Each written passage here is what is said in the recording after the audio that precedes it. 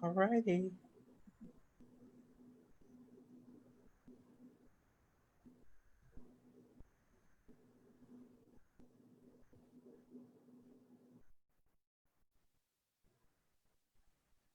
Oh, hello, TC. I needed to hit the mute. Hey.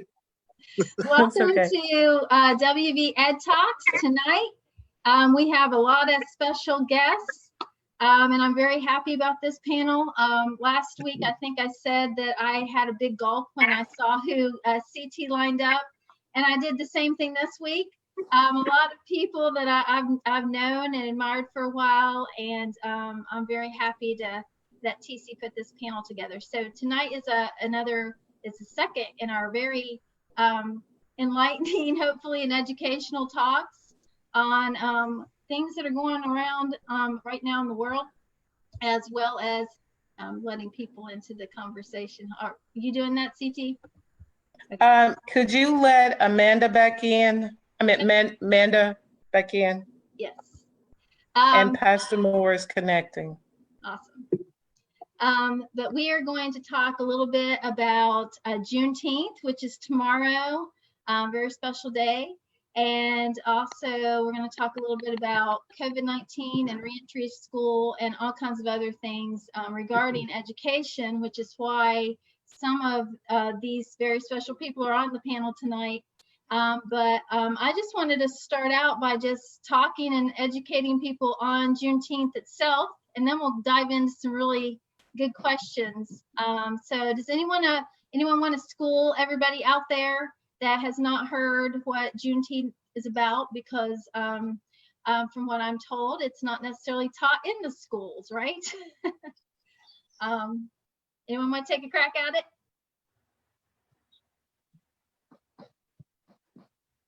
Anybody? Okay. Can you hear me? Yes. Yes, Pastor Moore. Okay. Well, Juneteenth is the day that's celebrated on the 19th of June. General Granger actually was the reader of the Emancipation Proclamation. If you remember, the Emancipation Proclamation was, actually, it took 2 years, I think it was, for it to reach for the information to reach Texas because of the slow travel, Pony Express and whatnot.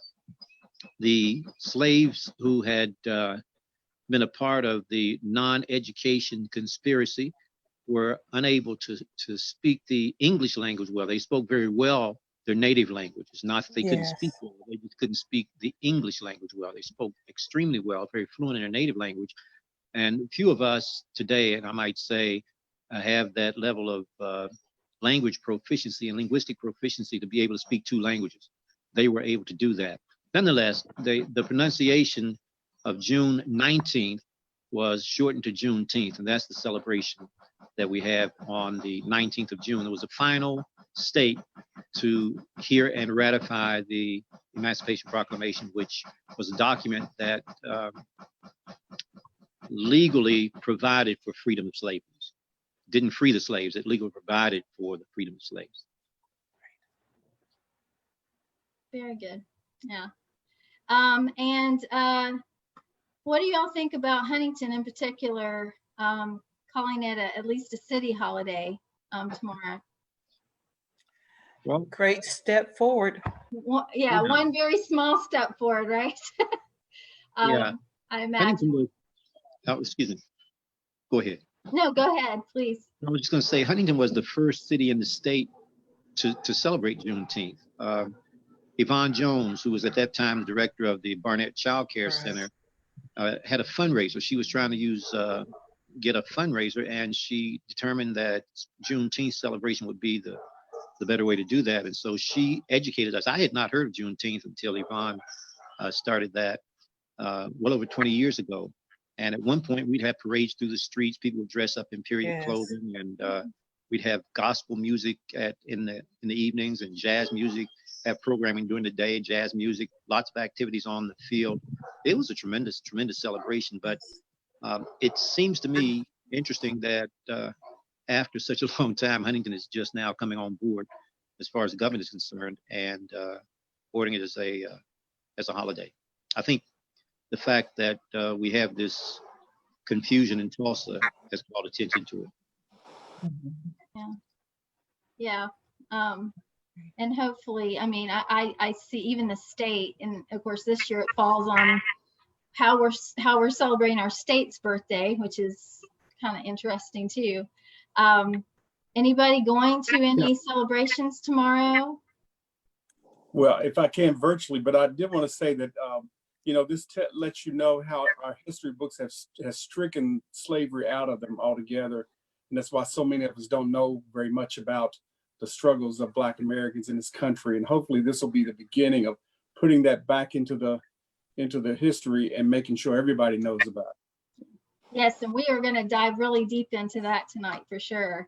We kind of started that conversation last week a little bit, but that's definitely, I know, as a support for schools, public education, and I mean, I've been even talking to some young folks in Charleston who are very interested in helping get that done as well. So this is especially exciting for me to have this panel. But I'm going to tell you, my role tonight is mostly it's listening capacity.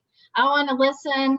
I'll tell you what happened last week. My internet went out, and I came back to the most incredible conversation that organically happened. Hoping that's going to happen tonight as well.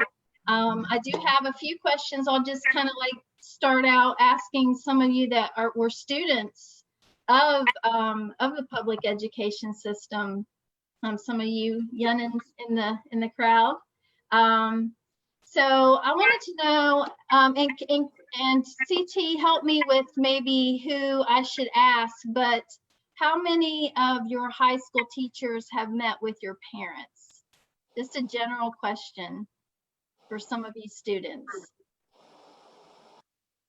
Okay, it doesn't look like any of them. What's up with that?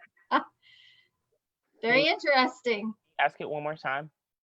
How many of your high school teachers have met with your parents?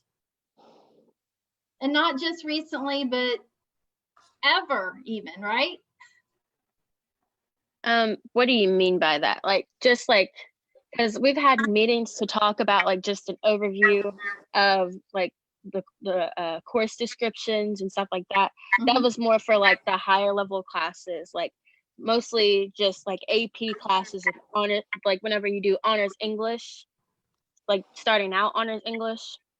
And then there's also one, I think, for dual credit and then any of the AP literature classes or literature, language, and stuff like that. But other than that, not really. So probably not much in relationship building, you know, to kind of support you as a student, right? Yeah, actually, I had quite a few teachers.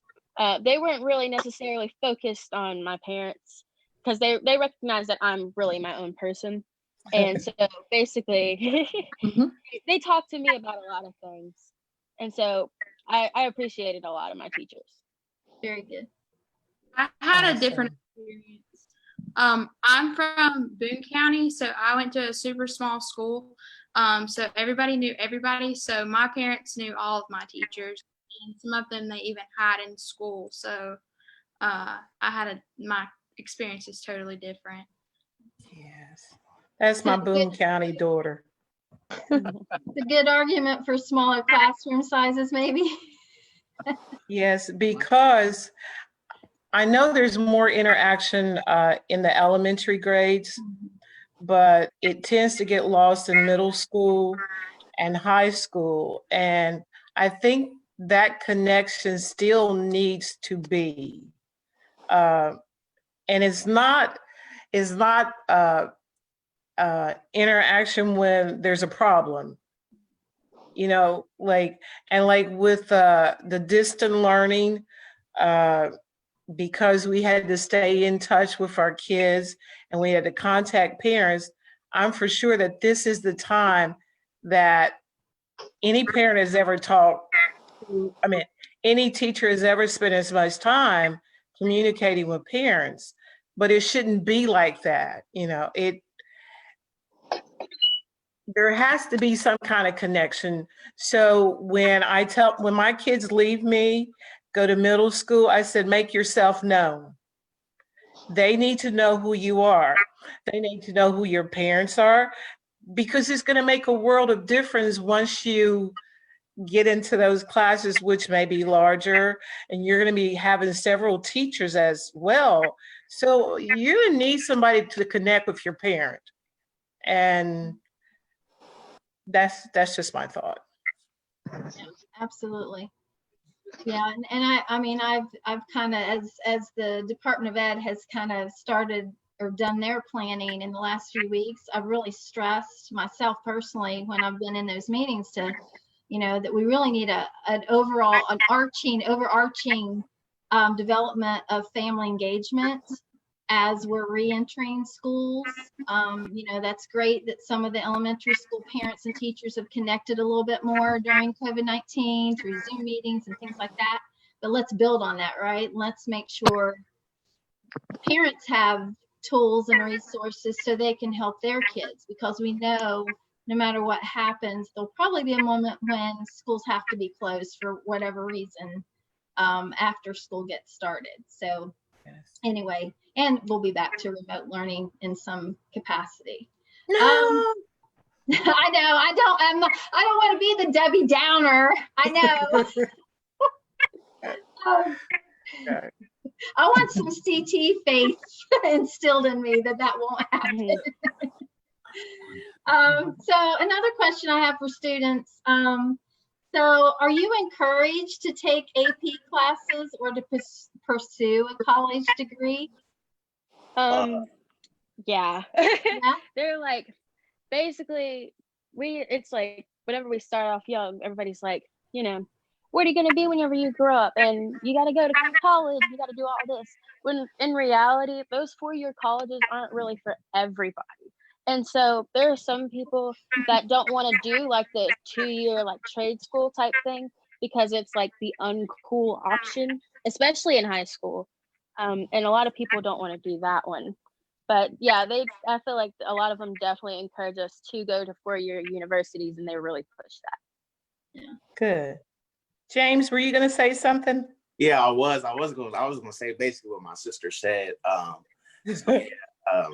Yeah, except some counselors don't encourage you to take AP classes, especially as an underclassman, because when I was going to take APUSH, there was an issue, I guess, with one of the counselors. She just didn't want sophomores taking AP classes, I guess, but I mean, I don't know. So yeah.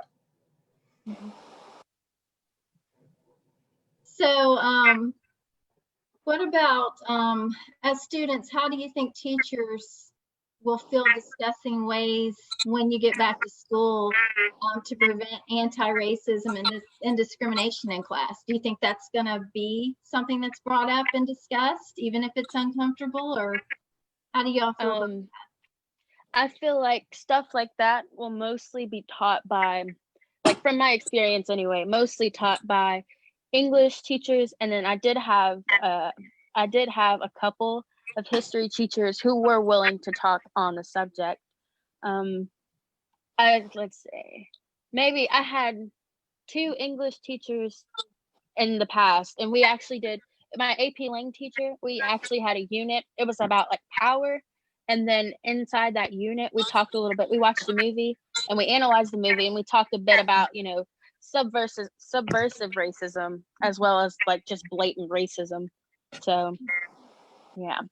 And how did like the white students in your class react? Do you think they were All receptive? right. Okay. No, So no, wait, we want to talk about all hold of on. this. Let's wait. All Why right. we're talking tonight. So in my AP Lang class, my class specifically, there were about maybe 20, 22 students. Okay. Out of that entire class, there were 3 biracial, and then in my class specifically, I was the only Black person in there. So we were like, yeah, racism's a thing. And they're like, it's not racist if you say those things. Like, my sister's cousin's husband's uncle is Black, and I can say this and that. And yeah, there were some of them, they were receptive. Others just kind of just completely disregarded it. Okay, Alannah. Okay, Go ahead. Alannah, Yes. did you have something you wanted to say? Yeah, I was going to talk about how last year we watched The Hate You Give in my English class, and I was one of only 3 mixed kids in my class.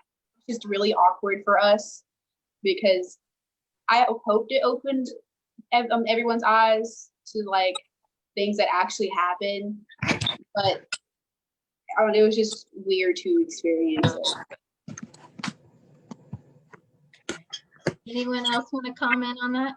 Yeah, I'll say I agree with Alannah right there. Like, it is awkward being the only Black kid in the class, especially when you're talking about racism, especially in an honors class or an AP class. I remember in A-Push, it was just uncomfortable for me to talk about slavery and stuff like that, you know, and it was just like, I didn't know what to say and I didn't know what to do, you know what I'm saying? Because I didn't know what people would think, but at the same time, you know, it's an issue, it's something that happened and people need to be more aware of it. So, yeah. Isn't that Well, kind of backwards? And It's to me, it feels backwards. Like you shouldn't be the one uncomfortable about it. You know, it should be the white students that are uncomfortable about it, right? I mean, I would think. yeah. I mean, yeah, I guess, but I mean, I don't know. I just felt uncomfortable. Maybe that's just me. Sure. I get where he's coming from because whenever, like in all the like at Huntington High, most of the honors AP courses, dual credit courses, they're mostly made up of white individuals. Okay, and if you are in an honors AP course or a dual credit course and you are Black, you're probably going to be maybe one of 3 or 4. Yeah, that's exactly how it was. That's exactly how it is. So it's kind of like I'm the odd man out. So, and I don't agree with the majority. And I like, how do I express my dissent without everyone jumping on me at one time? Good. So for example, when Roots came out and I'm in college, I have some college students on here, college graduates. So during that time in my history class, yes, I'm the only African American in there. And yes, we're going to talk about Roots today. I was not the one that was uncomfortable. They were. And to the point that like the professor would ask a question and nobody would say a word. I'm like, well, hold up. I know you guys know about this movie. And so what I had to do was make them talk, make them uncomfortable. And once they knew it was okay to talk, it was still uncomfortable, but we started to have a conversation. But they were not going to say one word because I was the only African American student in the class. Like, what are we supposed to say? You know, like, how are we supposed to act? Because yes, we know about that movie and we probably snuck and watched some of it. And here she sits in class and the professor wants to have a conversation. Like, that makes us feel uncomfortable. How was it going to make her feel? But it was something that needed to be discussed. Now, Clarice and Barry both attended Marshall University. So at Marshall, in any of your classes, were you the minority? Were there discussions ever, topic ever come up? I'll speak. I know for me, I don't think I really had any classes where I was the majority, but I feel like there was more of a mix than in high school. And I feel like the subject of, racism and more those in-depth topics were talked about more so in college than in high school. And I feel like in college, you're already exposed to so many other topics and deeper discussions. So I think it does make it a little more comfortable to speak and have those discussions in class in college versus high school. Because in high school, I feel like we never, like in my classes, we never talked about racism. Like other than Black History Month, you didn't really hear about it. Versus in college, you have actual, African American studies. You have classes, that are focused around it. And then I had Keelan Hinton, Dr. Hinton, who was in the last the last panel you guys had, like I had him and we talked about those things all the time. And even in that class, like that's what we signed up for. You know, we're talking about racial issues. And even then it was, at the beginning, it was like, you know, nobody wanted to speak on it because it's like taboo. But eventually we got to that place. And I think it's just because in college you are exposed to so much more. Yeah, and Well- I'll say the same thing. For me, I was more I guess exposed to more Black kids or more people that look like me in Dr. Hinton's class, Keelan Hinton's class, with race and culture and ethnicity. That was the most like Black people I've ever been in a class with ever throughout my whole academia. So and even in high school, I remember it was for a civics class, and we were asking. Some of us asked her why aren't we learning about Black history, other than like more in depth about Black history, other than just the slave trade, or other than just the slave trade, and like the contributions that African Americans did.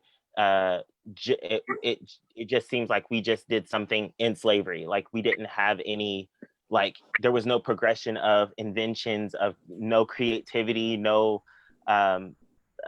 going into different other outlets like sports or art, music, none of that. It was slavery. And then we jump into 1965, 1950s, 1965, and that there's no, it's just so much oppression, so much suppression, where there's no contribution other than Black people just had it rough. And her response to us asking why we're not learning any more about Black history was, well, if we teach Black history, then we have to teach Asian American history. We have to teach Native American history. We have to teach, you know, going down the list of just every, like all people of color. And it was very like a blanketed statement to try and get out of the question. But it was one of those things where I like, as I grew up, I started to realize that for me learning about Black history is my heritage. Like I don't have the opportunity to go back into my family tree or my lineage and see where I actually came from. The as far as I'll get is a tally mark, and that's not. I don't have tangible evidence to embrace of where I come from. So the only thing that I have to embrace as a young person or as a Black man is oppression, slavery, the hardships, but also, you know, understanding things like Juneteenth, understanding things like all the contributions that Black people have made over the years, even in a like Jim Crow era and slavery and so on and so forth. So I just think that in my academia, it was very, and sometimes being, you know, there only being 5 Black people or 5 Black students in a class, and asking those hard questions, and then looking at a teacher, and she's just tells me that, well, if we teach this history, or if we teach your history, then we have to teach everybody's history, which that's just not fair. So we're just going to learn about American history.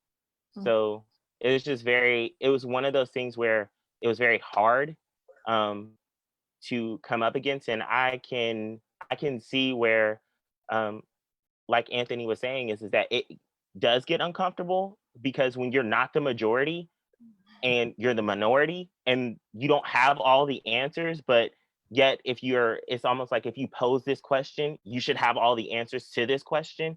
But it's like, I'm not here to have all the questions or all the answers. I'm here to learn about them. And if I don't have the resources, or if the teacher doesn't have the resources, then there's an issue. Yes. Yeah. Dr. Going off Fion. of, oh, Okay. I just wanted to, Dr. Fion, can you comment on that? Unmute. Hello, can you hear me? Yes. Okay, can you rephrase, please? So you're at Marshall University. What do you see as far as in the classrooms, how race is approached? In our Because go ahead. Go ahead. No, because like I just remember my first encounter was kindergarten and reading Dick and Jane and wondering where I was.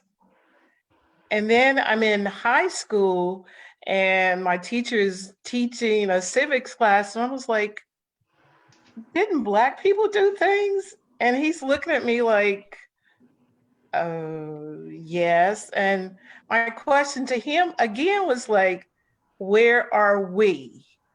And so immediately I recognized in kindergarten that I was left out because I was not Dick and Jane and Sally and Spot, you know, I was not that. And then as I got older and more classes, there was only so much that was taught. And in high school, me growing up, I don't remember talking about Black history. There was no Black history, period, taught, none, zero. And so you grow up thinking that I live in this America, but I'm not a part of this America because everything is always about white people. And so on purpose, teaching at a predominantly white school, I overexpose myself because I want the kids to know things that they will never get anywhere else. And so I want to let them be more aware that we were more than just slaves, you know, because that's what they'll think, like, you know, and that's really a bad thing. But we made all these great contributions that you guys never even know. The stoplight, you know, that water gun that you shoot off, you know, the design of Washington, D.C., but they don't know that because it's not in our books anywhere. Our standards may say to talk about, well, there's a section on slavery, of course, and then there are mentioned women and African Americans after the Revolutionary War. Like, can we do more? Because our history is based off of totally white history. And Barry, what you were saying for her reasoning, like if you did Black history, then you have to do Native American, Latina. Well, what's wrong with all that? Because all of that is history. It is not exclusive to one group of people, and that's the way it's been portrayed. Go ahead, Fionn. Well, I just want to elaborate on what you talked about as far as us not learning, Black history. You know, I don't remember from elementary school, middle school, or high school being taught about Black history and our history. We learned that a lot in the church. Yes. Through Sunday school, through you know, BYF youth groups. That's where we learned a lot of Black history lessons from our families, from our Yes. elders, from our neighbors. When you talked about inventors, what I did with my daughters, because we weren't taught about things that African Americans made in this country, is whenever they would participate in their school's social studies fair, Mm-hmm.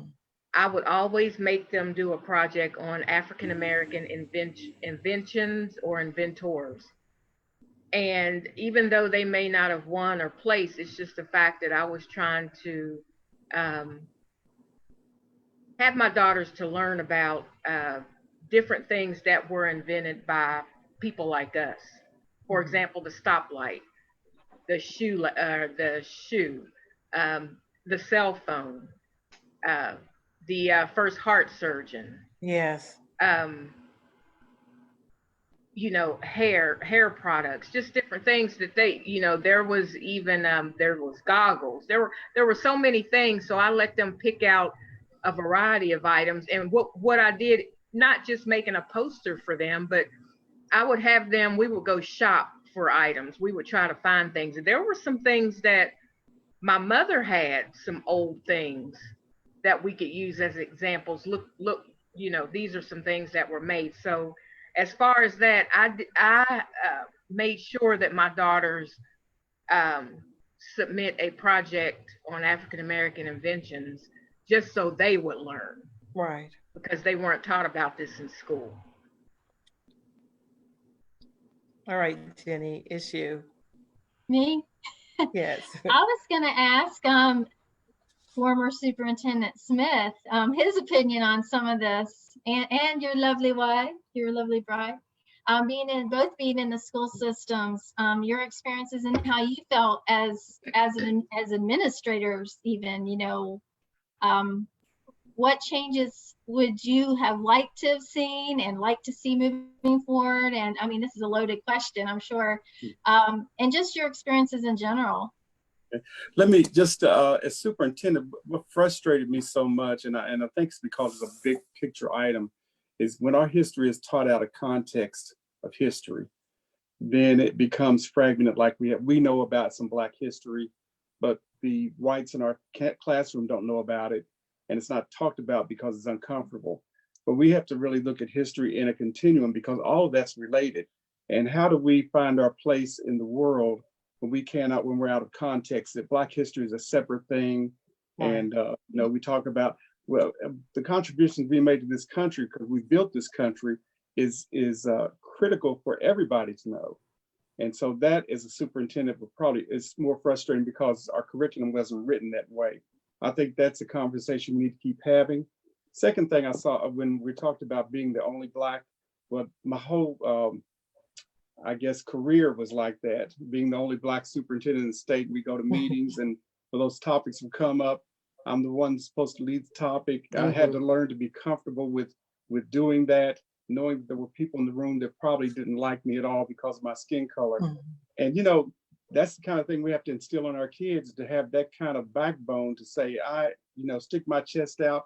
I am Black and I'm proud of that. And you know, that grew up in my era. Remember when that phrase came out, some Blacks didn't agree with it because they thought that was embarrassing. I'm Black and I'm proud. We didn't use the word Black that way. So we have come some way, but we have not come the whole way. And this, I think, is a good time to be talking about how do we get this to be to the point where everybody's comfortable hearing about it, because it's just important for me to know Black history as it is for my white friend and brother to know Black history. So the frustration is that we have to rethink all of this stuff. Can I inject here? Yes, Bobby please. Lee here. Sorry. Hey, Bobby. Hey, Yes. yeah. My friend Doug, who's here as well, mentioned that we have to, during when the police rioting and the police brutality started coming to the forefront of the news cycle, he mentioned that it's not necessarily we have to change it, or you know, we have to reimagine it. We have to, because we can't change it. We have to restructure it. We have to take a whole completely new approach. And within the educational, within academia, I believe that we have to reimagine, you know, instead of reading, writing, and arithmetic, we have to reimagine, and history, of course, is, you know, bundled in there, but we have to also extend and consider classes in civics, classes in social studies, classes in psychology, in, you know, within that curriculum as important as history, because history is it's history, as we know, history is written by the victors, right? So, Right. so there's nothing fair or just about that. So we have to reimagine, I believe, our school systems and how we approach what is important in our curriculums. Yeah, and I was going to say, I mean, textbooks, for example, mostly written by white people, right? So there is no diversity or any of that that's going to be included in it, right? So, I mean, that's part of the problem. I'd like to share a situation that I experienced several years ago, but I was asked to be on actually, I was on the adoption committee for our social studies books. And I was asked to be on a panel at Marshall University. And I started out by reading a segment from one of the textbooks that we were considering for adopting in the school system. And it started out as one of the hardest working people on the plantation was the female owner of the plantation, because she had to take care of the slaves. She had to make sure that they were comfortable and that they had plenty to eat. And as I was reading this, everyone in the audience was like, where is she coming from? And I later shared with them that this is what we're teaching our children. Had this book been adopted, I'm sure there were educators out there that would have used that. Now, my concern was that anybody writing the history books would make that kind of statement in a textbook that was to be adopted by the school system. I was very frustrated. Sure. Anyone else want to comment on that? It's the topic of text or curriculum in general. I mean, I think there needs to be an assessment, a statewide assessment of all curriculum at this point. Yeah, this is like going off of what Barry and Clary said earlier about how, well, Barry said that he asked his teacher, why don't we learn more about Black history? And so during my civics class this past year, I had a really great teacher, okay? And he tried to, you know, like he was also my US history teacher in my 10th grade year. And so what he tried to do, he tried to integrate some Black history in there for us. And I like love this guy. Okay, he's great. But yeah, we asked him, we were like, why don't we learn more Black history in schools? And he's like, because it's just the curriculum and they have to teach certain things. And it's kind of hard to cover everything and the things you want to at the same time. So, yeah. But you have to take into consideration your population. It is so unjust and so unfair. You have to consider the population of kids that you have. It should be all inclusive. No one should feel left out. No one. And so if a teacher doesn't take that extra step, they're not doing what they're supposed to be doing. They're not. They need to take that extra step. I had a student from Oman. I couldn't just leave him out. We needed to study about his country too. He's a student in my class. I had a student from China. How am I supposed to leave her out? I had to include her in. And so as a teacher, if you are leaving kids out because the textbooks doesn't have it, shame on you. You can't do that. It has to be all inclusive because everybody has a place. Everybody. I just had a question. Everybody. Yes. So in that case, should like our education system provide their students classes that are like African American studies in secondary educational schools? Should there be, because in college you do have that, like Clarice was saying, like you have African American studies, you have I think that's the only one I know of, but should there be a multicultural elective where you learn about certain cultures and their histories in America, outside of America, so that people have more of a well-rounded view of history. Great. I don't know. It's I'm not an necessary. educator. This is a question to the But you are the educator. one that's being educated. So if the educators can't provide you with what you need, then there needs to be a curriculum that meets that need. Just to speak to that, that is possible now in policy. A high school can, or a school district can implement elective courses in high school of any kind that they feel important. So that's the issue. But the ability is there to do it. The thing is, you know, there has to be someone that says there's a need that pushes the county to do that. I would love to have had those kind of options in high school to be able to choose. Especially, I think I can imagine the social studies teacher would love to have those kind of electives too, but they just weren't there. But they can be. So that's that's an excellent question. I think that's something to think. How do we get that done? That's kind of my soapbox with the local school improvement councils too. They could, on an individual school level, of course, they could do it collaboratively as a county, request that happens, those electives and things like that. Samuel Moore, you had your hand up. Yes, thank you. I was just thinking as the dialogue was going on, it's important for teachers, I think, to understand that the textbook, you don't have to be tied to a textbook. No. A teacher should not use that excuse and say, because it's not in the textbook, I can't teach it. You use that resource. There are many resources we can go to. As long as we teach the objectives, we can use whatever materials we need. And so that, again, I think has to be communicated to teachers very clearly, that you should not have to take an elective in order to learn what you need to learn. Well, and so expanding on that, because some of the parents out there and the students that are here and out there, can you explain the difference between content standards and curriculum? Because you kind of touched on it there. I'm not a favorite of people who buy. I was kind of a radical, and I'm glad Mr. Smith is already retired, because I didn't always do it the way they told me to do it.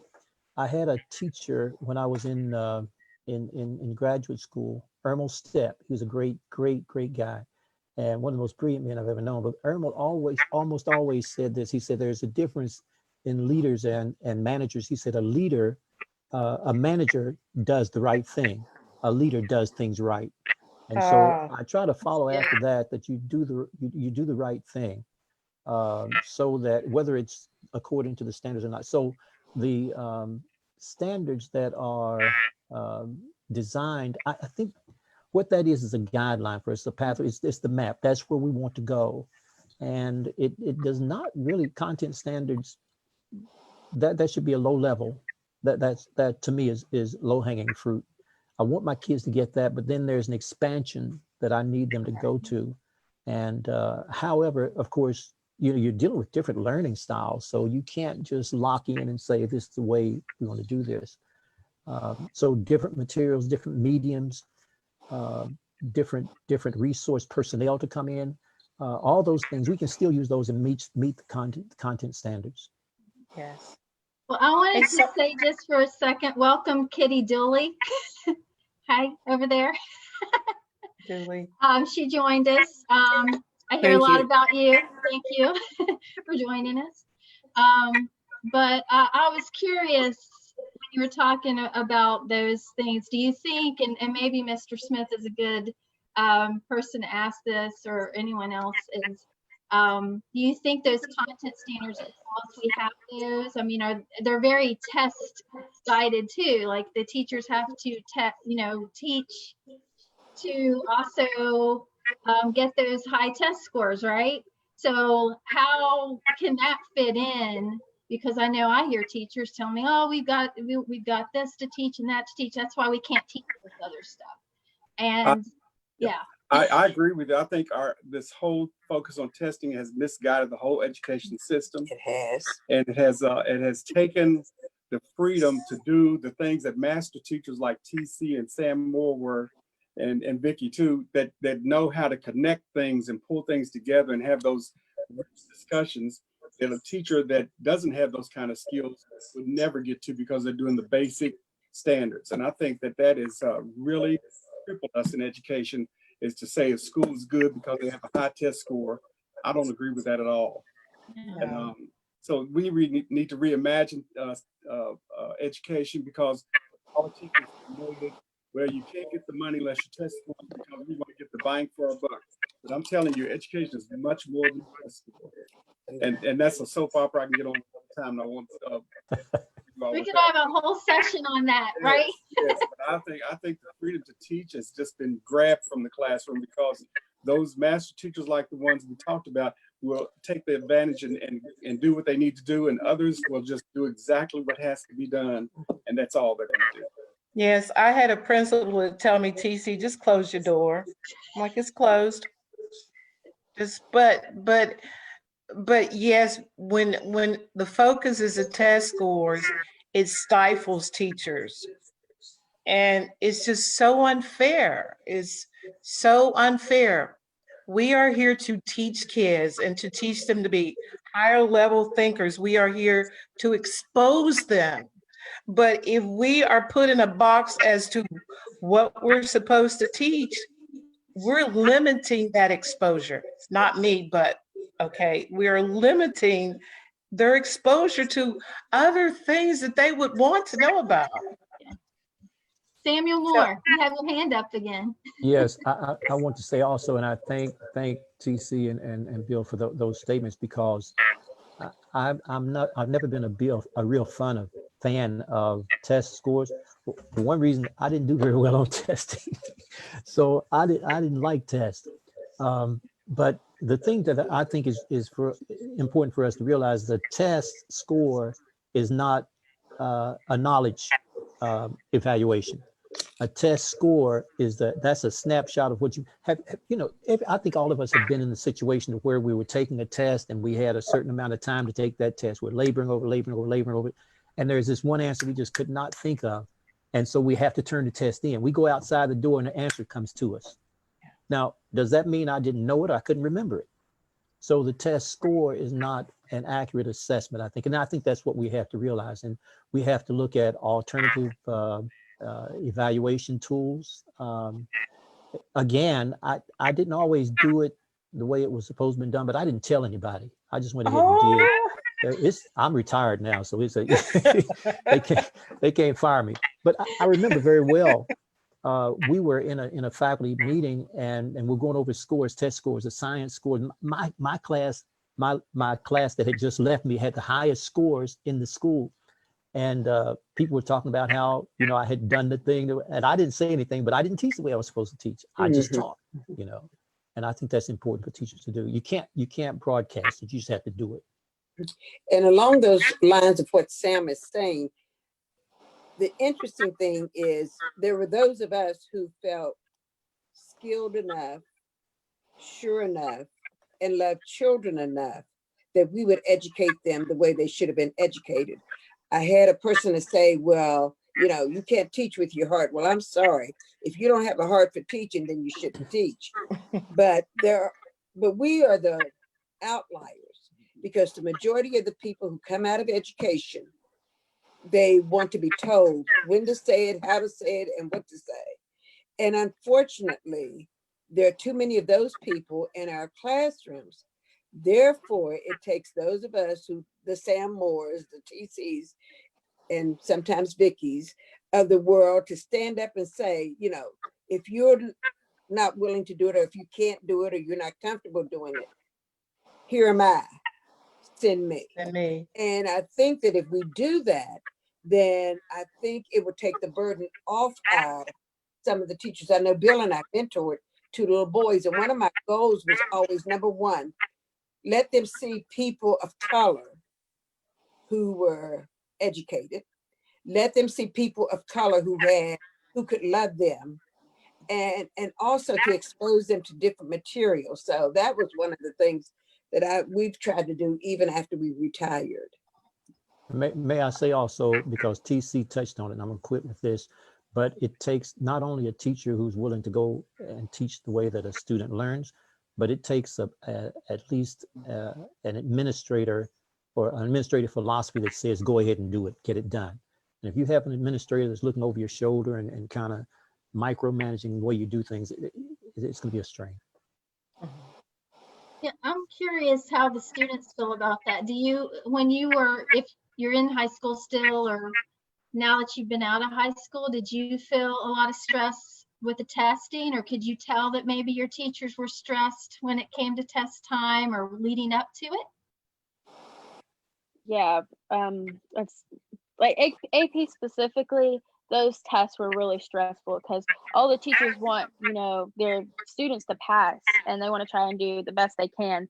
And so those tests have like, what I like about the AP Lang test was like some of the prompts were pretty like just open-ended, and you could just put anything with it. But I feel like for, before the whole before I took AP tests, and like whenever we had like, what is it, the standardized test or whatever, and like we had to know certain things, and I felt like that was just really, really hard for teachers to teach what exactly they wanted.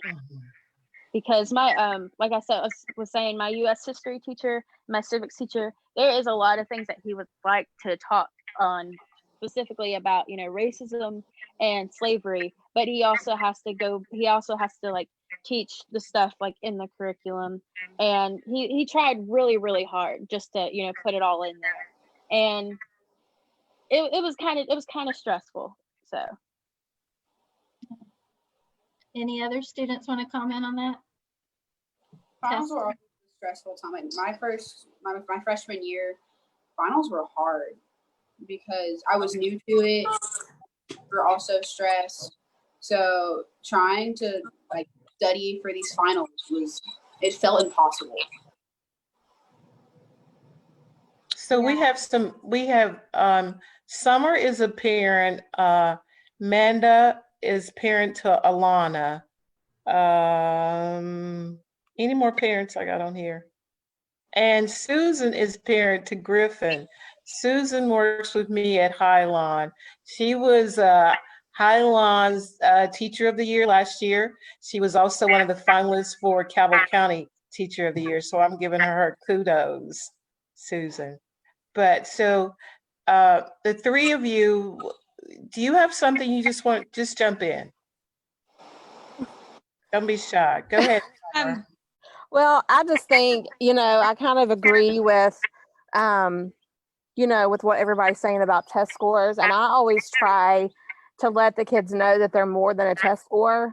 I send letters home to parents, so they don't stress about their kids' test scores, because parents also stress about those test scores, thinking that they are, the end all, and they're not. But as far as, Black history is concerned, like history has been very whitewashed. Both of my children attended Fairland. They learned nothing about Black history, and they're both biracial. What they've learned that's came from me. So I just, I think, going back to school, like it needs to be schools, and teachers need to be a part of the solution. Like that topic of racism, it has to be addressed in schools and in classrooms. It's important, to identify and speak about Black excellence. And, me being a white teacher, I'm not going to have all the answers. But, I have to make sure to listen to my students, to stay engaged in conversations and not check out and, and affirm what they're saying. Kitty Dooley, you have your hand up. I think this is my entree. Good evening, everyone. I just left the Kanawha County School Board meeting because we are in 2020 trying to get the name of Stonewall Jackson taken off of a middle school building.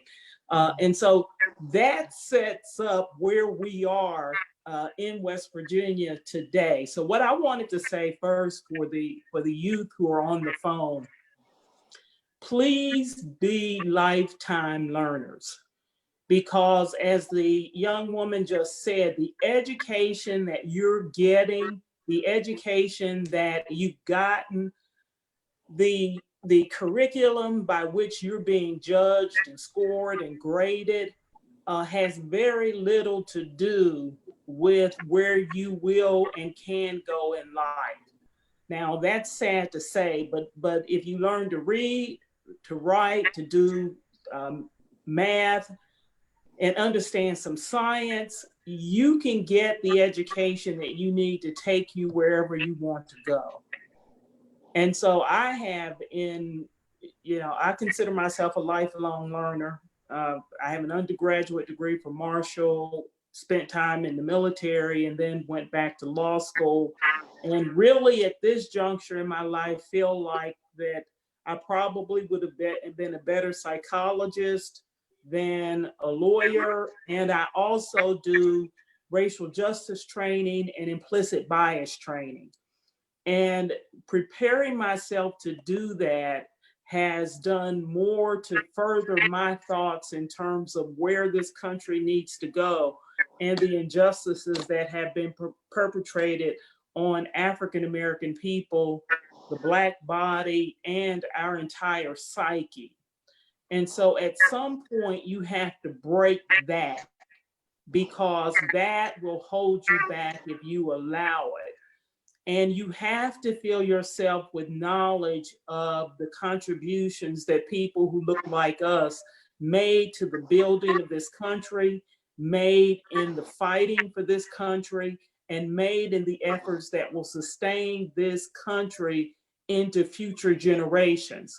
It could not have been done but for people who look like us. And when you begin to read about that and understand that the contributions made are more than what you would ever learn in school, because those the curriculum and the objectives, what are they called? Standards. Yeah, the standards. And I've looked at those because I've done work for the Department of Education. It's ridiculous because it really doesn't get you where you want to go. And so we live in the age of having all of the information in the world in the palm of our hands. And if we have the availability of information in the palm of our hands, then it is incumbent upon us to take that information, to use it to become powerful, and to know the import and the work that we should have in society. So, I was late getting here. So I wanted to say that to the youth, because there's just so much more that you have that this world will not validate in you, will not tell you. But it is, you can see people who look just like you all who are doing any and everything to move this world and this globe forward. And you can do it. Just because you were robbed of an education doesn't mean that it's not available for you. Ravien. Okay. Oh, Susan. All right. Susan, So, you're I know next. you guys. Go ahead, Go ahead, Ravien. Ravien. Oh, okay. We're talking about, having Black history in schools. I just have a story, like my personal story. I haven't really told anybody this. I think I may have wrote an essay about it one time. That was it. But I think when I was in the 4th grade, okay, I was put into the talented and gifted class, okay? And so there was a girl that came up to me, and I'll always remember this. And she asked me, she said, why are you in that? She was of the same race as me. She goes, why are you in that class? Black people aren't supposed to be smart, is what she said. And so I'm not gonna lie, that really got to me. And then I realized, I took a look around into that class, and I was like, maybe she's right.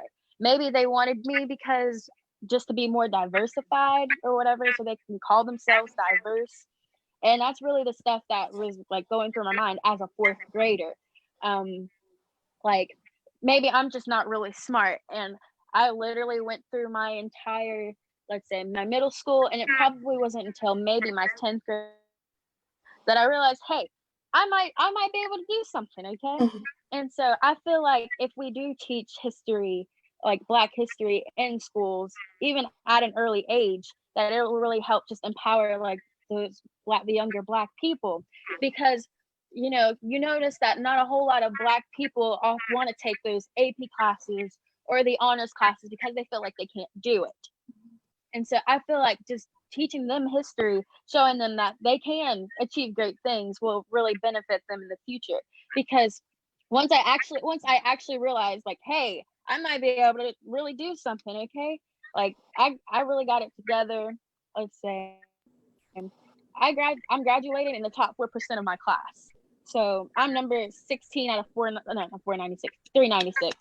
So I just think that it benefit a whole lot of other people, because I know I could get past it, but there are some people who they've been taught like, hey, if you're white, you get the good things, you're more rich, you get the better education. And even I feel like even with our Midland and then us, they're racist, but we don't get as much as they do. So I feel like that also plays a role in it. But that's what I had to say. Susan. I'm going to play a little bit off of that, and I'm going to speak as a parent and as an educator. I will first say that I'm very blessed to teach kindergarten, and I'm very glad that that does not have a lot of standardized testing. It's one of the reasons why I love it, that I don't have to teach the tests. And the materials, when I pull, like, I have to be sure that I'm looking for books that represent all of my students and all of who I have in my class. And I don't think you can start teaching too young. And that is, I've been watching a lot of these panels and listening to all these different ones. And I tuned into one that my youth pastor participated in, and it was the one at our church. But it was with all these people all over the country. And I remember this girl talked about, like, growing up when she was young, she had been watching the news. She was watching the news, and she saw a white person get arrested. And she was white, and she said, I thought only Black people got arrested, because and it wasn't that her parents had taught her that. She did not grow up in a racist family, but it was what she had been seeing on the news, is what she's seen, and she developed this bias that she didn't even know that she had. And it's really stuck with me. It's like, what kind of biases do we all have that we need to overcome? And I keep hearing people say, well, my kids don't see color, and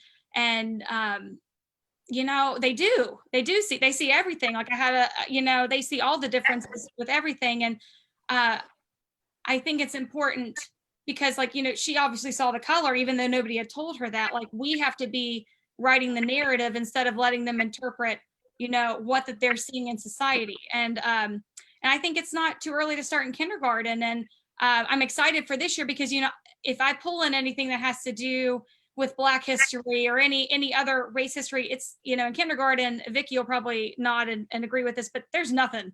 Anything you pull, you have to come up with on your own. And so, that is something that I've always felt passionate about including, because I want everyone in my class, just like TC said, I want everyone to feel like that they're represented and that they're a part. So TC, I'm gonna be coming down the hallway or I guess upstairs, because you're gonna be above me this time in our new building.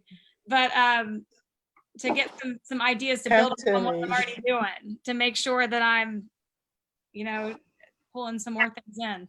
But teaching tolerance has some great curriculum for teachers at all grade levels. Yes. And so if you just do a little bit of searching on the internet, you can find those things. And then also, one thing that we do with our racial justice and implicit bias test is we invite people to take the Harvard implicit bias test. It's Project Implicit. You can Google it.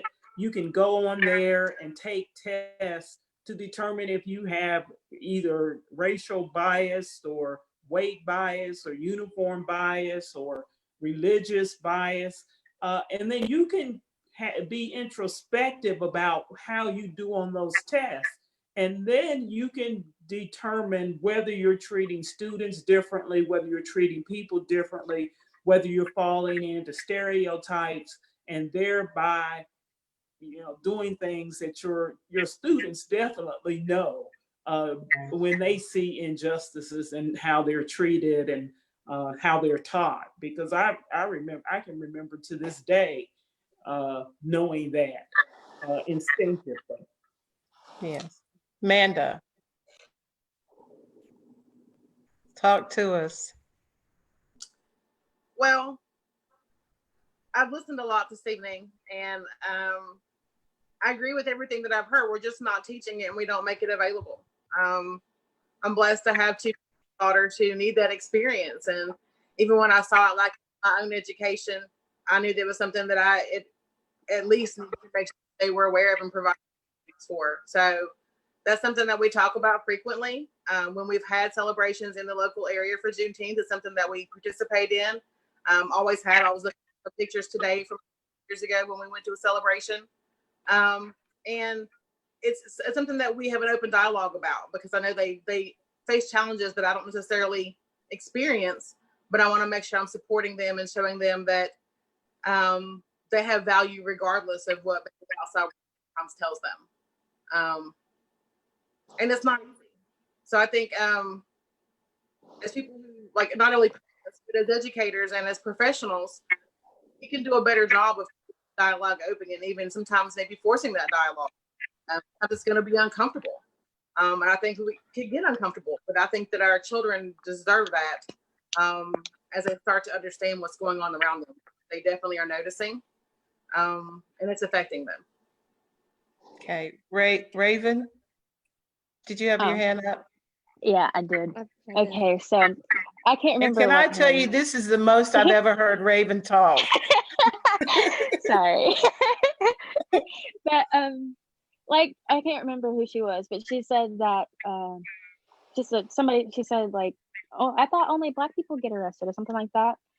I also feel like it's never too early to teach your kids about, racism, because I feel like kids learn, like, whenever they're young, they they see color, okay? They look at somebody and immediately they watch what their parents do, they hear what their parents say, and they'll start putting characteristics with skin colors, much like how whenever you see a traffic light and you're young, you automatically know that green means go, yellow means slow down, and red means stop. So I feel like it does need to be taught earlier. Okay. Courtney teaches at, she taught at Spring Hill Elementary, where the majority of Black students are. And I just want Courtney to share some of her relationships with the students there. For those that don't know, she was my heart tutor for 2 years and also my student teacher as well. So my position at Spring Hill, I was a Title I interventionist. So I pulled small groups in my classroom. So I worked with second grade closely because of lunch duty, third grade, fourth grade, and fifth grade. So that was a lot of kids that I was able to form relationships with.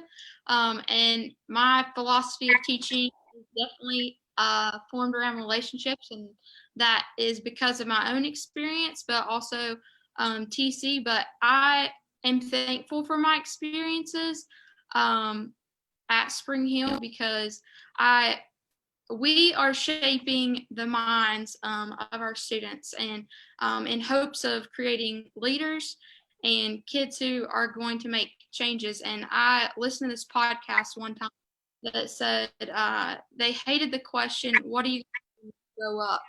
Because it puts a cap on when students can really, or when you can make a change, or when you're going to do something successful. And so I want to make sure that as I'm building these relationships with my kids, that they realize that right now is a good time. Right now is a good time when they can make that change and start to really use their voice and make a difference. So yeah, that's that. Gary? Yeah, this is in response to Raven's story. in Dr. Hinton's class, he showed us like a 10-minute video called the doll test. I don't know if anyone has ever heard of it, but I highly encourage people to go see about this test. Pretty much the test shows where psychologists bring in a array of different skin colored baby dolls, and they sit the child in front of the baby dolls, and they ask the question, which baby doll is the bad one? Which one is the one that is, I'm just throwing out questions here, but like, which one's the less educated? Which one is the most prettiest? Or which one is the prettiest? Which one is this? Which one is that?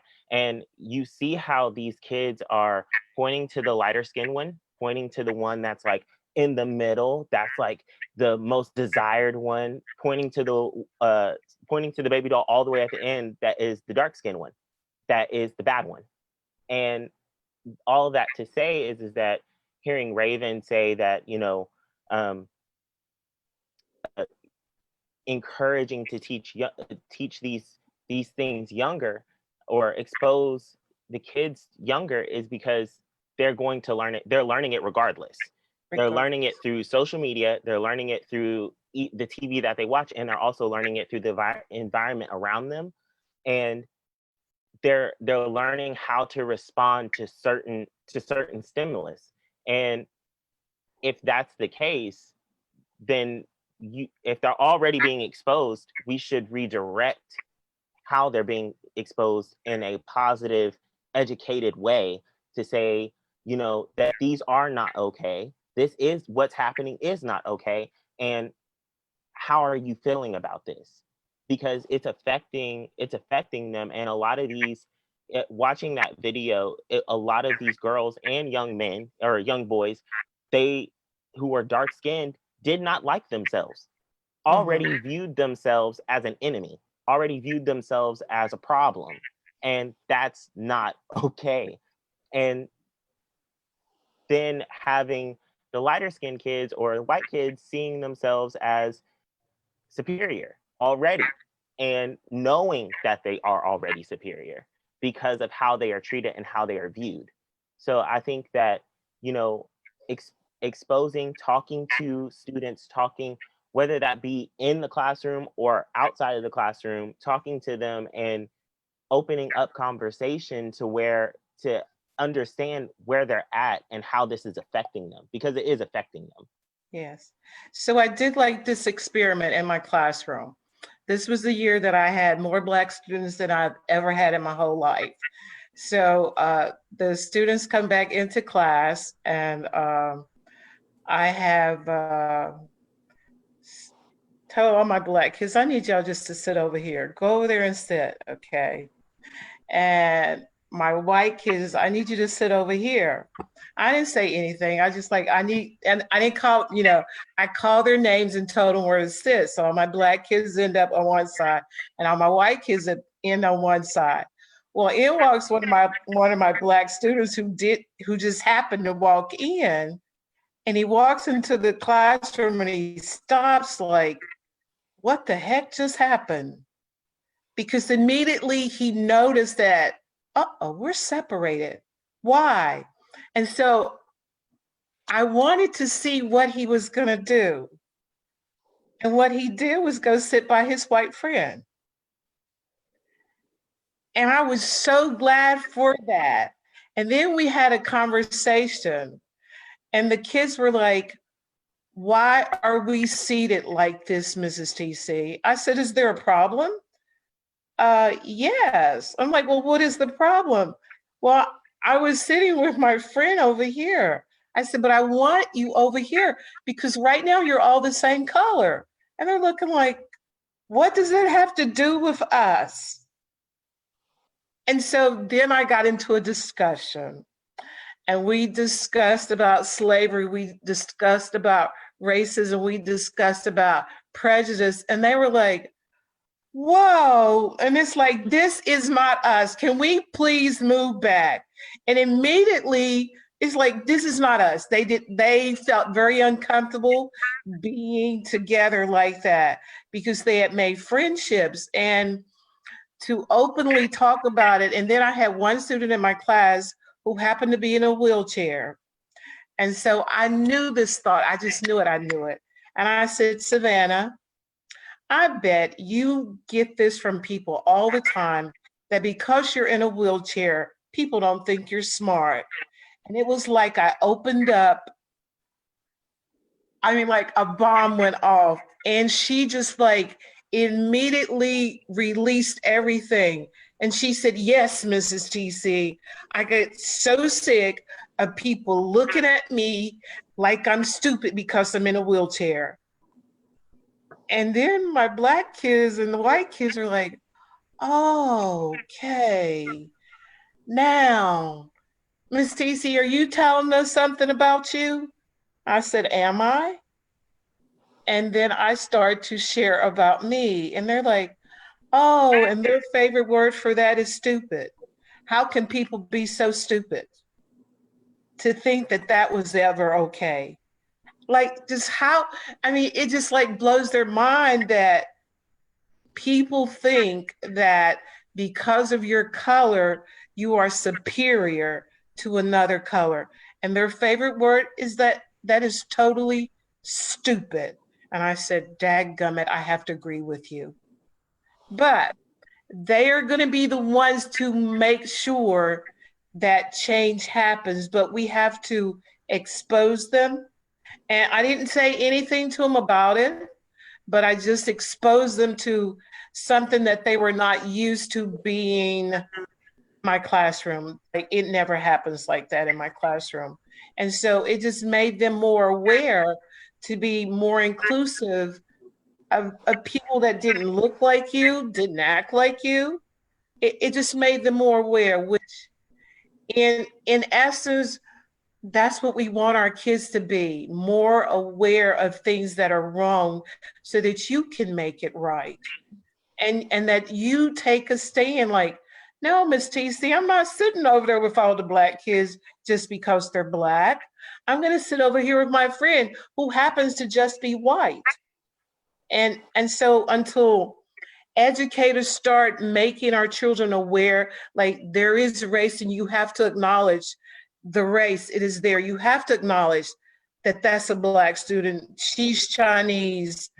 You have to acknowledge it and make them feel important in who they are. I wouldn't change my color for anything, even with all the struggles, because God did this thing on purpose. And when God did this thing in me, he did a good thing. And so we have to instill that in our children, and especially our Black children, because already they come out believing that, I'm not better, I can't do this. And you're talking about the AP classes. I'm sure there are other Black students that could go into those classes, but in their mind, they're thinking like, no, that's for the white kids. I can't do that. And so all that has to change. All that has to change. I want to kind of piggyback off what Ms. TC said. I try to tell, like, my daughter, who is biracial, that she was created in God's image, and his image is always perfect. So not to ever be ashamed of her skin color or her blonde afro or anything like that. My son, growing up, they go to a predominantly white school. Him as an athlete, it was always, well, he should be fast just because he was Black, or he should play a sport a certain way just because he was Black. He went on to be a college golfer at a predominantly white Christian university. But, on campus, the students would see him and just automatically assume he was on the basketball team or he ran track, not that he played golf. Upon graduating from high school, receiving scholarships, I've had people that were close to me or I thought were close to me saying, well, he just received that because he was Black, not because he earned it on his own merit or in his own hard work. Even now, you know, he graduated from college and was accepted into Marshall University's physical therapy school. You know, and I've had people say, well, they need so many minorities, so that's why he was accepted. Not the long, rigorous list of things that he had to go through to even apply, you know, to get there. You know, and I just, you know, it's an injustice, you know, to them that I just have to keep promoting to them that, you know, being Black is excellent. Being Black is being beautiful, you know, as a parent. All right, Kitty Dooley, you have your hand up. I just wanted to make some comments, and particularly on the last two before TC. I mean, I because I don't know you, but Miss James, I mean, I love your heart for your children and what you the way you express how they are and the pride that they should have in who they are, because that's so important. And then to listen to Barry, you know, what Barry did was tell us about the experiment that was used by Thurgood Marshall as a basis for the Brown versus Board of Education decision. That's exactly right. And he's told us that. Thank you for that. Say that again. I said thank you. I couldn't remember the name of the test. I just remember it was the doll test. But thank you for saying that. But the reason I think that you said it is because it's still relevant.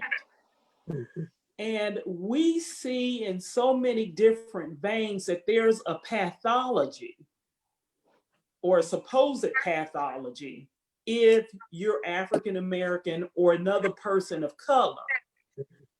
And what I want to say to you and to everybody else on here, Black people are as smart, as intelligent, as aggressive, as vocal as anyone else. And by the same token, when I was in the military, we would always say we're a microcosm of society. So you have a little bit of everything. And African Americans are the exact same. But there's no biology or pathology that defines us as being one way. We're not more, we don't have more criminal element versus white people. We don't have a more intellectual capacity versus white people. But society will try to teach you that that is the case. And what I tell people, and they don't like to hear this, but I say, if you look at the numbers of African Americans who were lynched in America, almost 5,000 documented, that's just documented.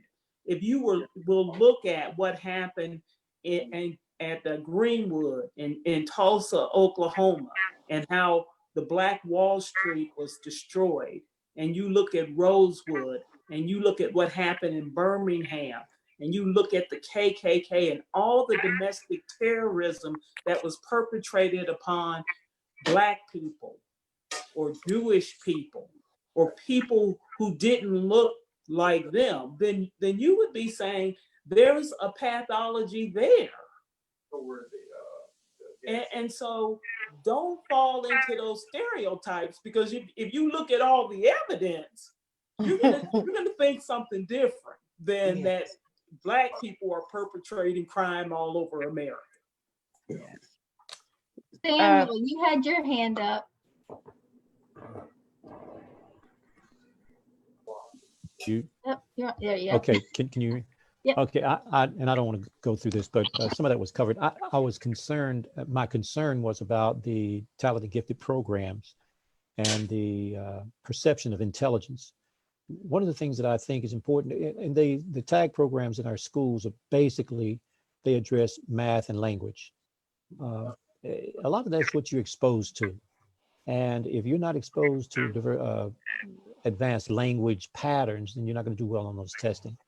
I've had 3 African-American students that did not qualify for a TAG program in the middle schools that I taught in. I was at Quebec Middle School, and I was able, because again I had a good relationship with my administrator, who was somewhat open to my overtures. We were able to get those kids monitored into the Talent and Gifted program. One was a young man named Tallis Cabell, very brilliant young man. He did extremely well once he got in there. Another was Cicely Garrett, brilliant young lady who didn't qualify because of testing, but she got in. And when she got into the program, she outstripped everybody in the program. Another young lady that was in, but the thing is that we have to have an advocate in the schools for our children. There has to be someone in the school who will advocate for our children. And it doesn't have to necessarily, I would prefer is somebody that looks like me, but it doesn't have to necessarily be someone who looks like me. They don't have to be my same race. They just have to be sensitive to me and sensitive to the children that are there. And I think we do well. There are, they're saying that there are at least 8 different categories for intelligence.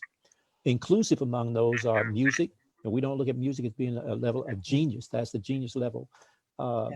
Spatial kind of awareness, that people are able to visualize things. I have a sister who can look at a mess and visualize it as being something perfect. I have to see it done. I have to see the finished product first. So I'm not in that area, but some people are good at visualizing. Like architecture, they'd be good at that. And we have to pull these out of students, the physical education that's again, being referred to as a level of intelligence. And so I believe that language is vital, important. And I don't want to take up too much time, but one of the things I would do in my classroom, I taught science and language arts when I was teaching in the middle school, which is a crazy combination, but I taught both those. But one of the things with the language arts is that I would put a statement on the board, because my kids, some of them didn't realize how smart they were.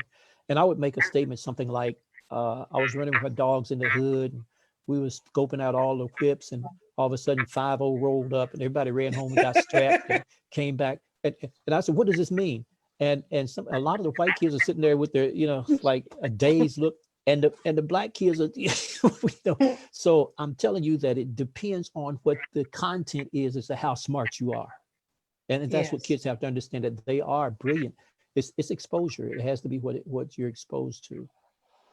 And not only do the kids have to understand, but the teachers have to understand that also, in order to impart that to the kids. Because I believe that if I tell a kid long enough that they're smart, they'll wind up being smart.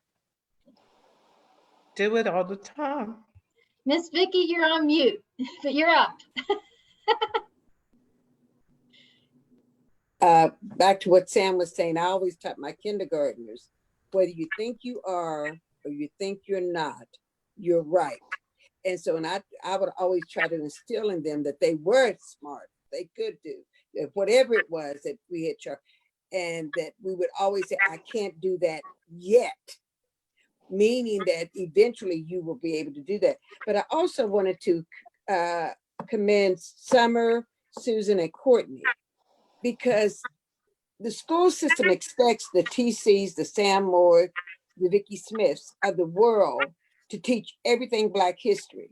But when I hear that you all are stepping up and doing that same kind of thing, that you're working with the children, that you're valuing them regardless of their color, and that you're developing relationships with them, that is so very important. So I want to say kudos to you all. And I want to say, Susan, congratulations on being Teacher of the Year for your school. And I do appreciate that. Yes. Pastor Eric, do you want to jump in? Sure. Go ahead, jump. Thank you. The thought going through my mind as we're having that conversation is from a church perspective.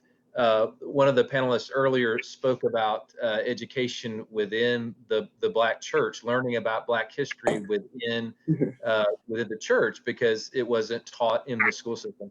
And I think that there is the educational component for churches is huge. From a predominantly white church perspective, it is the educational component of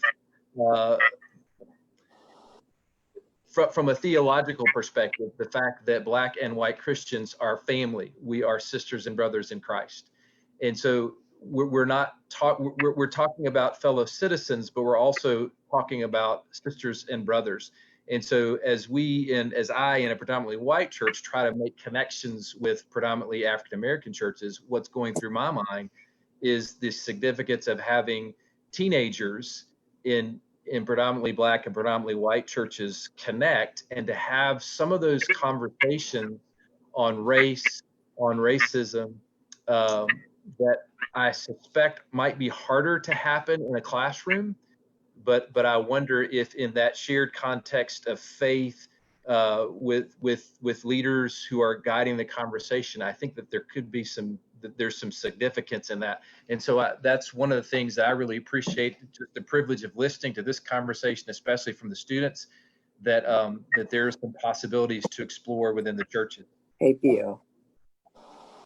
Yes. Hey, Doug, you want to jump in? Hi, my name is Douglas Wagner. I was from the media world, 40 years of working at the Charleston Gazette and Huntington newspapers, and I just recently launched with Bob Lee a new independent website called Virginiaville, which is a feature magazine that also delves into topics of serious import. We did a video with TC, which kind of got viral. But it's interesting because for a long time, there was a movement in newspapers to attract African-American reporters into the predominantly white structure of the media. And there were a lot of efforts along those lines. It didn't work very well in West Virginia. We would get reporters here. They would train for a year or two, or they would leave, or they would feel that they weren't, they hadn't integrated well into a white newsroom and a white community, and they would leave. And so one of my goals launching an independent newspaper is to, as a white journalist and as a white media person, as a storyteller, a lifelong storyteller, one of the things that's important for those who are telling stories and who are part of the media, especially the very powerful white-centered media, is we actually have to make an active effort to center the stories of African-American communities and African-American people, to actually make an overt effort in that regard, as well as lifting up Black voices so that they're heard. Now, we get into some instances of implicit bias where white people are thinking they're doing really well because they assigned the Black reporter to cover the Black History Month stories in February, which is backwards, because it should be the white reporters who are covering Black history so that they learn more deeply about it and communicate with it. And the Black reporters are mainstreamed into significant coverage that's not race related. So it could be because they bring, you create more integrated newsrooms that way.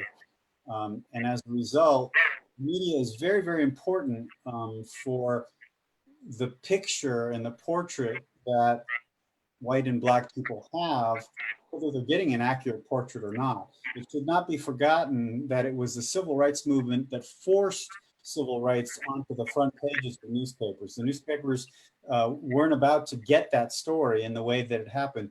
And the death of George Floyd, if it had not been for a brave 16-year-old Black teenager holding her phone up there and then making that available on social media, it's a question of whether George Floyd's death would have gotten the coverage that it did. But what then happened is that the protests forced their way onto the result of the protests, magnified across the country, forced the entire media system and the political system to swivel their attention to take seriously Black Lives Matter, to take seriously structural racism, a phrase that you didn't used to hear every day in the media. So I, as a lifelong Caucasian journalist, part of my mission at age 63 now is to figure out how I can raise up among the things I'm trying to do with a little tiny independent newspaper that doesn't have any visible means of support, is to raise up people like TC. Bobby Lee and I started interviewing her. I heard her talking at the rally. She introduced a bunch of us. She came up to the table, actually, and there were several of us white people there, and she welcomed us and thanked us for being there. And I said, "Can we interview you?" And so we put her in front of the camera thinking that we would get like 30 seconds or a minute of a quote. And she just was like, "Okay, do not interrupt this person."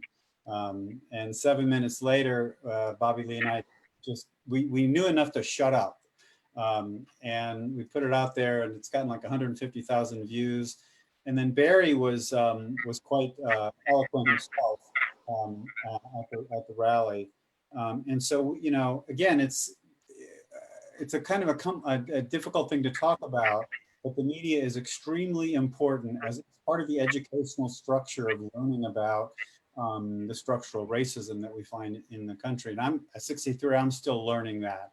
And so anyway, I'm just raising up some topics for further conversation because the media is part of this educational structure. When we talk about education and learning and enlightenment and waking people up, the media is part of that education.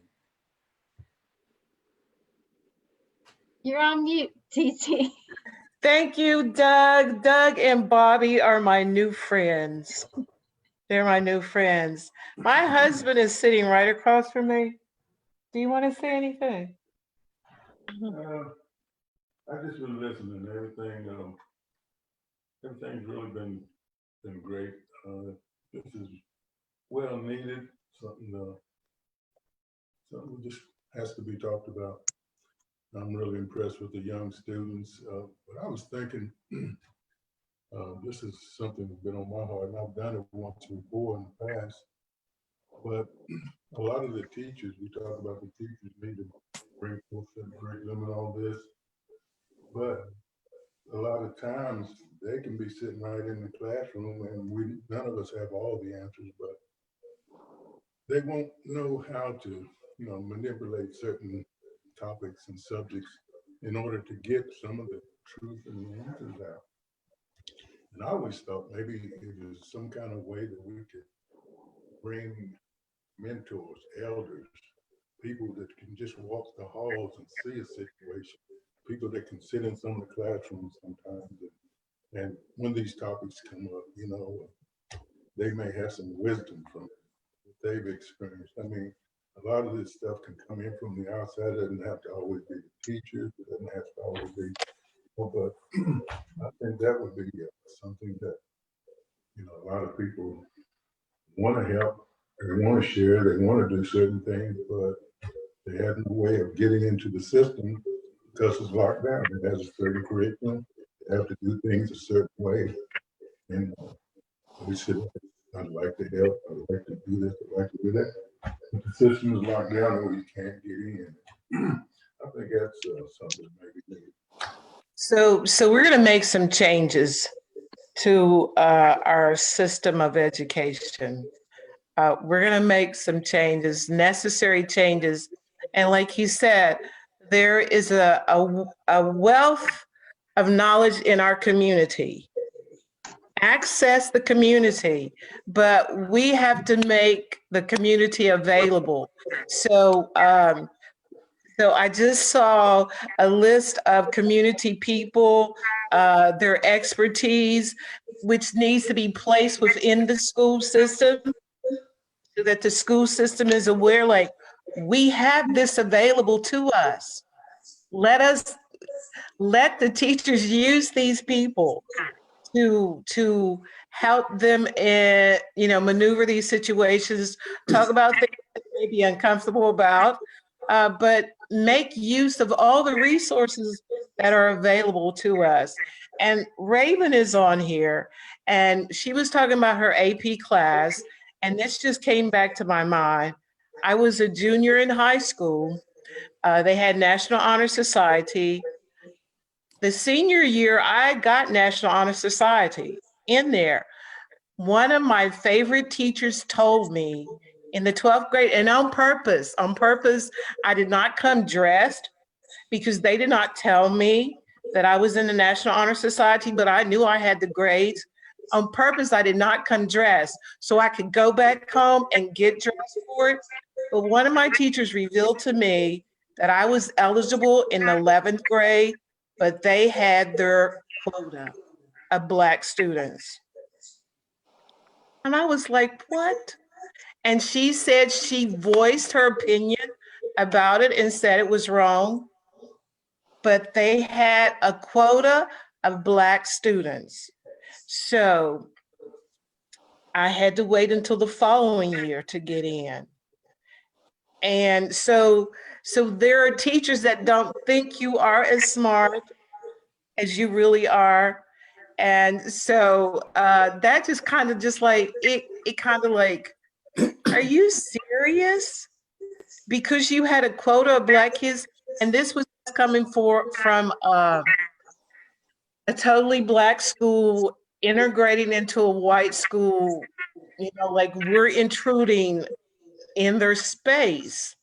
So we can only give you so many places in our school.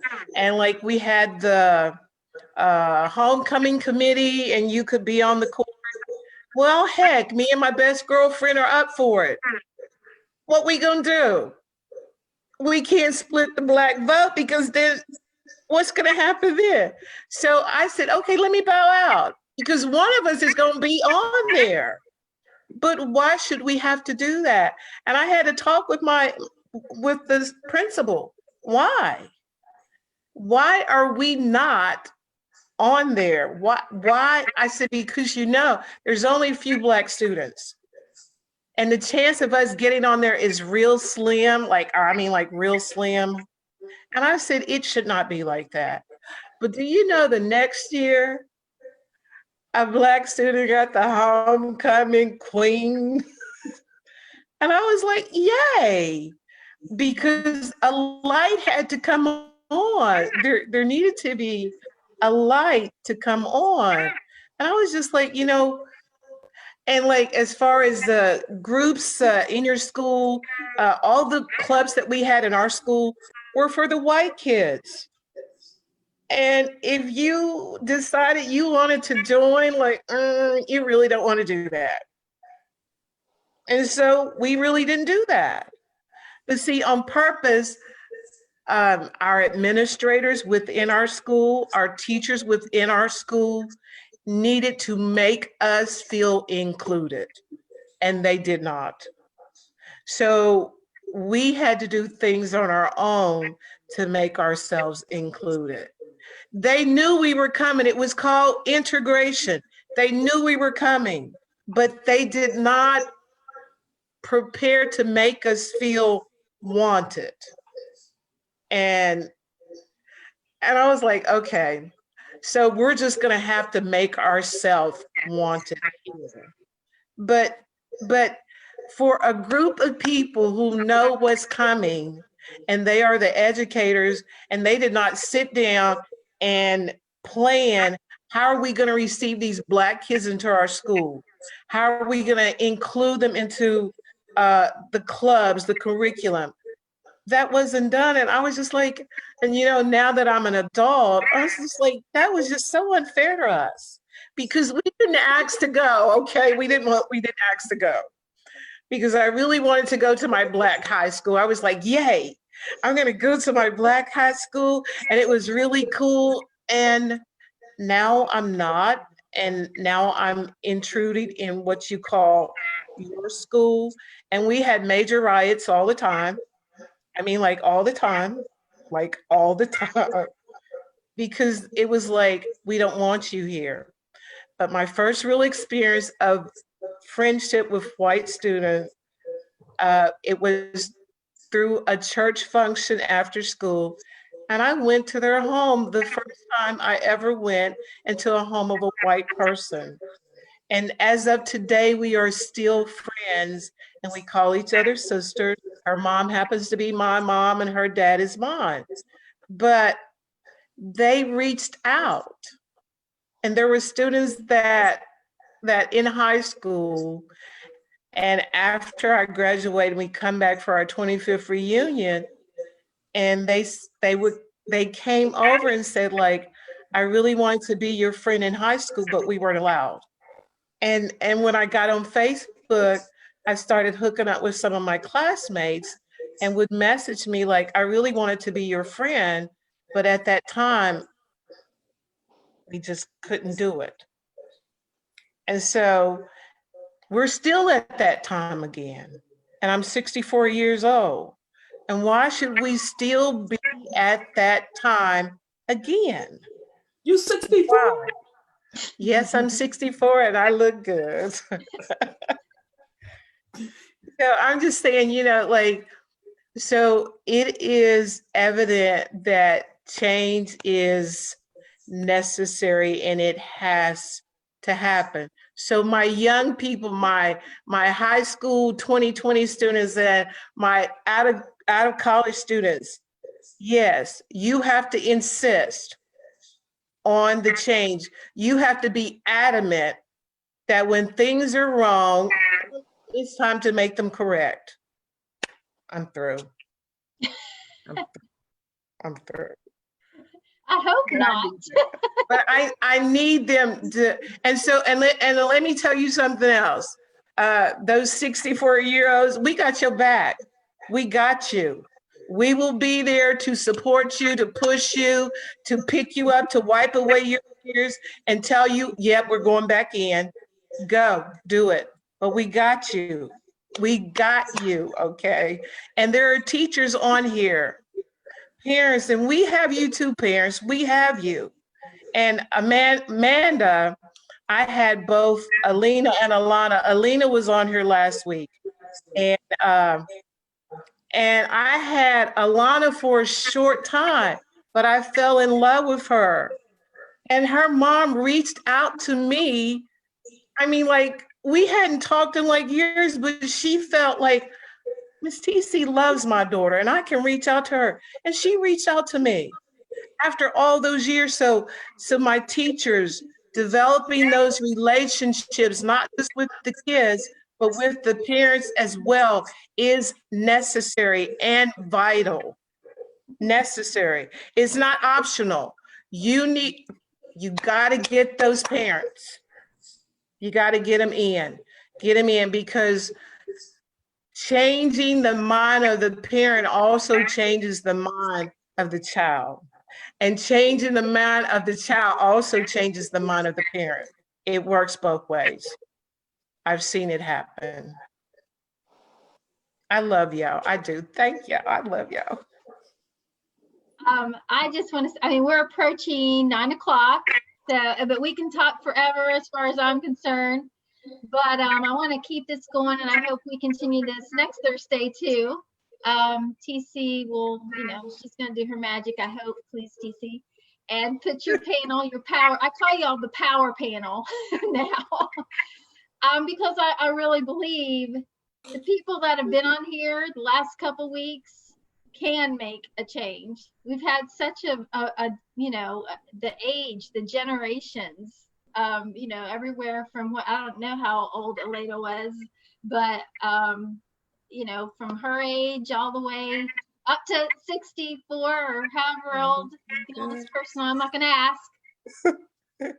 Just know that the 51, I'm 51. So the 51 white parent is on your side too.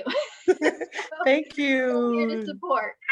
But I want to keep this going, and maybe we just start kind of diving in deep on how we can kind of, you know, shift into that change, whether it's like revamping the whole educational system, what we think needs to be done. Especially, I hope that the students come back, because you all have that perspective that is most needed. Right? Say yes.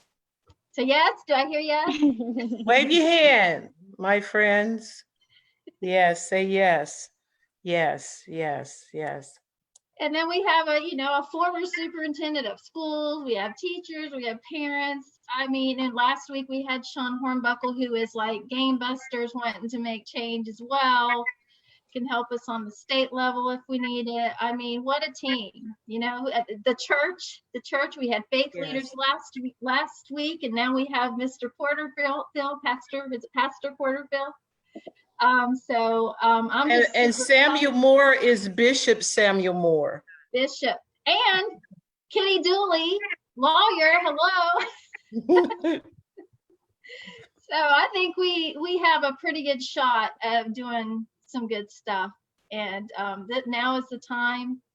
And I started out by saying when the students started talking about how uncomfortable they are or they were in their classes, the reason I said, well, that's flipped is because it just doesn't make sense to me, even as a white mom, that why should you all be uncomfortable? It should be the white students in the class that have to sit there and be uncomfortable to hear from you. You know, that's how I see it. And, you know, and hopefully there'll be a time where nobody's uncomfortable, everyone gets it, you know, from kindergarten up, you know, and grow into adults that understand. And we don't hear the word racism, we hear the word anti-racism, or maybe we don't even hear any of those words anymore. Wouldn't that be wonderful? Right. So we hear love, we hear love, we hear love. Love. We see love, we feel love. Yeah. Does anyone have any comments, last minute comments before we do sign off tonight? I just think we should get Ravien for president. I know, right? I'm down with that. I just wanted to say, I think it would be good if we at some time had the current superintendent of schools, even if he were just here to hear the comments that the students are making.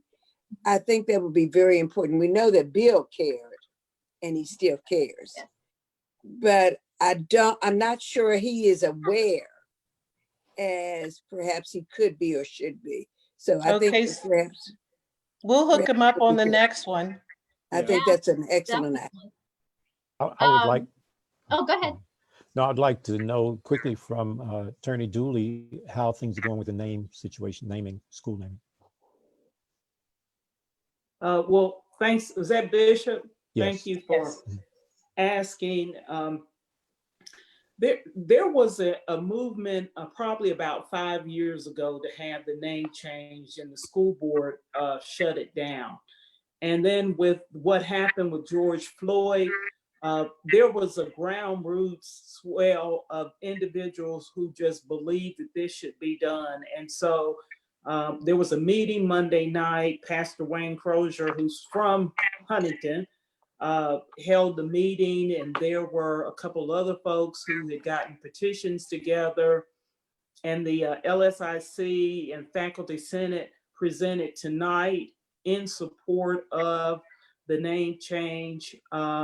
There's also Dr. Greg Ferguson, who did her doctoral work around Black students and faculty teaching and attending schools with Confederate names. She presented tonight, as did myself. The school board indicated at our request that the item would be put on the agenda, and there would be a vote on July the 6th. So that's where we are right now, and we're, of course, I requested that the vote be unanimous, but we're looking for three to five votes, whatever it takes, and then we can have the traitorous slave-holding Confederate general's name removed from middle school.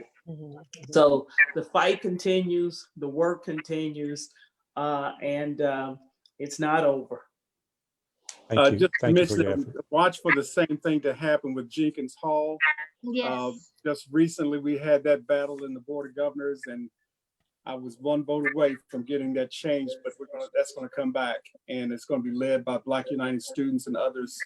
So watch for that. We need to have that change too. Yeah, that's good. And I didn't know until I was just about out that Kamak Middle School was named for a Confederate soldier, Kamak. Interesting. I didn't know that. Yeah. Well, the other thing, and part of something that I've discussed with some of the folks here locally is perhaps just making an appeal to the State Board of Education that they clean up all of that statewide.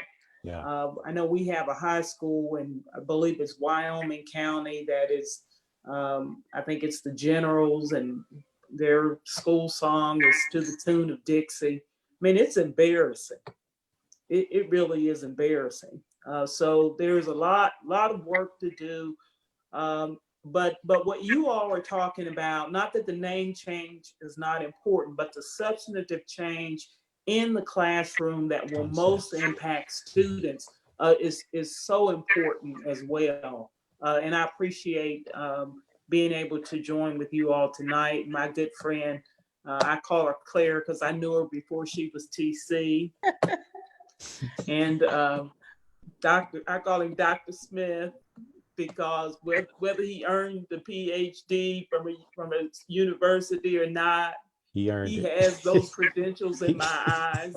And his beautiful wife, Victoria, they're longtime friends. And of course, Kenny, who married my great friend on my birthday. So y'all, while y'all were talking, something just happened I have to announce. Superintendent Sachs, hello, if you're still watching. He piped in and he said he would be happy to join in the next session. He so values all the comments tonight. So there you go. Awesome. Awesome. So that's a good thing to end on tonight, I think, you know, unless anyone else has comments, because I don't want to stop if you all don't want to stop. Thank you so much. I thank you all. You know, this has been really great, and I keep learning more every time. And you know, TC is she's just become so precious. A rock star. Yeah, she is a rock star. She is. Wait. She is such a rock star. Can I just be God's favorite? I'm with me. You already are. So am I. So you got the revelation. Yeah, absolutely. There, it's a big space. But I really want to say thank you to the VIPs of this conversation, in particular the students again, because it's been very enlightening. Yeah, round of applause. Yeah, absolutely. Yeah. And thank you for agreeing to come back, and we'll keep this going. And all of you that commented, thank you so much. And yeah, we'll do this again soon, and just watch for TC. She'll send you a link and all that information. And just say yes. That's right. That's all you gotta do. That's all you gotta do. Thank you, sweetheart. Appreciate it. Good night. Okay, thank you, guys. Good night. Thank you. I love y'all. Love you. Bye. Bye.